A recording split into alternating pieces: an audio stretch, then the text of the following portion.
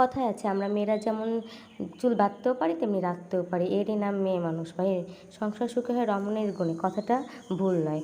যাই হোক, নমস্কার সবাইকে, আমার নতুন আরেকটি ভিডিওতে সবাইকে স্বাগতম। আমার পেজটি ফলো দিয়ে সবাই সাথে থাকবেন আমার নতুন নতুন ভিডিও দেখার জন্য।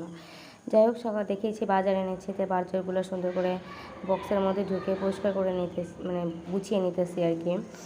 এই তো ডাল আমার ভরা হয়ে গেছে। এরপরে হচ্ছে আসলে অনেক দিন ধরে ঘরে ঝুল হয়ে গেছিলো, তাদের ঝুল ঝাড়টা ঝাড়লাম। দিন ধরে ঝাড়া হয় না, সময়ের কারণে করতে পারি না। এরপর দেখলাম কিছু পোলাও চাল আনছে, তাই এক এক করে একবারে ঢালতে পারতেছি না, তাই কিছু কিছু করে করে নিচ্ছিলাম আর কি। এগুলো একটা বক্সের মধ্যে ঢুকে নিতেছিলাম। মাঝে মাঝে আমি ভাবি যে আমরা মেয়ে মানুষ না, আমাদের কত দায়িত্ব। মানে কারণ আমরা যদি চুলায় জাল না ধরে তাহলে মনে করেন পুরুষ মানুষের খাওয়া হয় না, এমন একটা ব্যবস্থা আর কি। তারপরও দেখেন মেয়েদের কোনো দাম নাই অনেক অনেক ক্ষেত্রে, আবার কিছু কিছু পুরুষ মানুষের না, খুবই ভালো।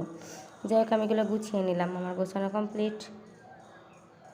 এই যে বাজার আগে এনেছিল সেগুলো আমি দেখালাম আর কি কী কী এনেছিল। এখানে পোলাও চাল ছিল, ডাউল ছিল, তারপরে হচ্ছে বিরিয়ানি আজকে রান্না হবে তার জন্য বিরিয়ানি মশলা ছিল, কিছু এলাচ কম ছিল তাই এলাচ নিয়ে আসছে, শসা আর কফি আনছে, অনেকগুলো মশলা, এগুলো লাগে আর কি মাঝে মধ্যে। আর মুরগিটা, এখন আমি মুরগিটা পরিষ্কার করে নেব। বাজারগুলো তো আনছে। আমার যে মুরগি কাটতে কী কষ্ট হয়, জায়গার ফাঁকে আমি মুরগি কেটে নিয়েছিলাম, আলু কেটে নিয়েছিলাম, তারপর হচ্ছে বিরিয়ানি মশলা যা যা রান্না হবে সেগুলো আমি সব গুছিয়ে নিয়েছি। বিরিয়ানি মশলাটা পাকাচ্ছিলাম।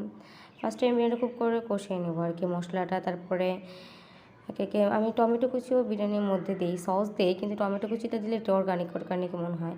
জায়গার মধ্যে কিছুটা দুধ দিয়ে বিরিয়ানি মশলা দিয়ে আর যা যা দিচ্ছি তাদের ভিডিও দেখতেই পাচ্ছেন, আমি এত হয়তো সুন্দর করে গুছিয়ে বলতে পারতেছি না। যাই হোক, সুন্দর করে দেওয়ার পরে এই যে আমার মশলাটা অলরেডি পাকানো কমপ্লিট হয়ে গেছে আর কি, মানে কারণ বিরিয়ানির মাংসটা এখন হচ্ছে আমি বিরিয়ানির জন্য পোলাওটা সুন্দর করে এলাচ টেলাচ দিয়ে দারুচিনি দিয়ে সুন্দর করে কষিয়ে নিচ্ছিলাম। আস্তে আস্তে মাংস দিয়ে দিচ্ছি, অনেকক্ষণ কিছুক্ষণ কষিয়ে নিয়ে ঘি দিয়ে দিলাম। আর হচ্ছে গিয়ে পেঁয়াজের জন্য আলাদা